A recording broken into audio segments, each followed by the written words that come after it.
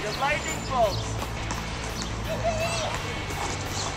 Whoa, where'd you come from? What's going on? This is your boy Light Burley, transmitting from 52 Land. It's the part 3 of the series Fantasy Killaz. So I'm here with my first boxing teacher. Gave me the fundamentals in the beginning. My first is mcdermin. Thank you for being here. Alright, so the topic of Fantasy Killaz is pretty much to try to separate what's real as far as what can be used in a real fight and what cannot be. And meaning, like, so if you did, let's say, an art like Wing Chun or an art like I do, 52 blocks that has a lot of movements and shapes, like, what part of that transmits into the actual fight, be it the principle, the discipline, or the actual technique itself? Well, you can have a lot of techniques, but I don't remember who said this, but I think Sugar Ray Robinson, that you practice stuff, 100 different techniques, but only 20% of that makes it into the real deal. True, I read that. Read your books out there. Sugar Ray Robinson, great. Yes. So you don't know what's going to come down the pike, so you're going to use whatever you need to at that moment. You got to be in the moment, like we talked about in Zen. You may have a conceived idea of what may happen. Or may get thrown out because of the way the guy comes at you. Exactly. So if you're not prepared for that, you're at a disadvantage. You're at a disadvantage. So are you saying discipline over techniques and techniques over principle? Techniques are good, but depends on the man. Depends on the man. Do you have any examples that you can? Okay. I used to go watch fights where guys were doing full contact karate. Guys who were doing all the fancy kicks, real pretty looking stuff. It wasn't getting the job done. It wasn't landing. The guy who's doing just a basic front kick, using his hands, it's not going to be that. Basic, fundamental.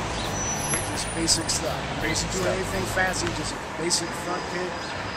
So you can gauge how close you need it to be to hit the guy. Once he got that close, he did it with his hands. It wasn't a knockout by a kick, it was a knockout by the hands. By the hands. Exactly. What you saying about, you said white man can't jump? White man can't jump, okay. There's a line in there, and a lot of brothers probably going to get upset, but this is real. A lot of brothers would rather look good and lose than look bad and win. Most of the times when you are winning, it doesn't look good. It's ugly.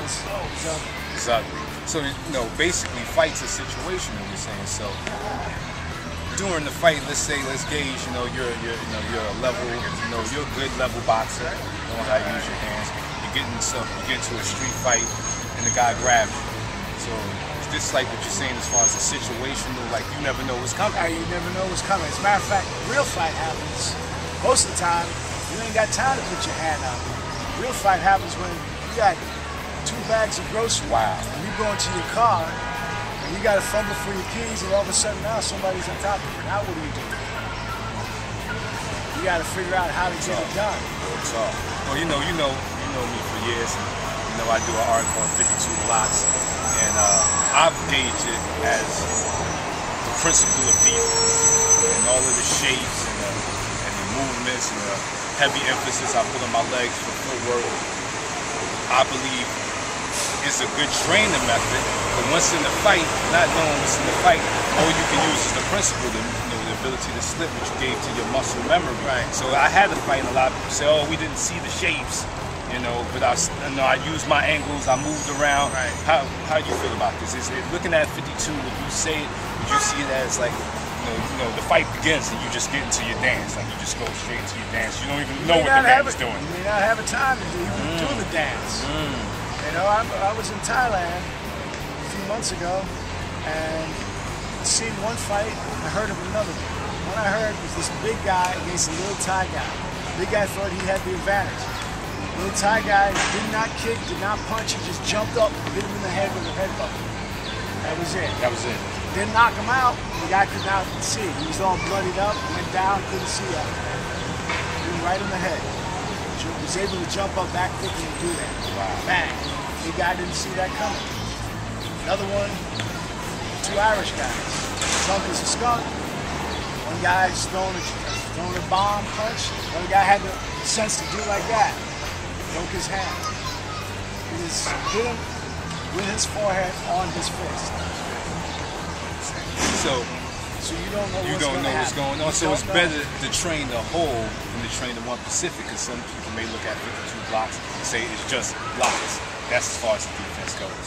Instead of the whole object of it was a defensive mind state. Blocks are one branch off of this tree of defense, which encompasses ducks, slips, dips, movement, sense of range, sense of gauging the range, knowing how to move in and out. Which one would you decide? The more ammunition you have in your arsenal, the more you can call upon.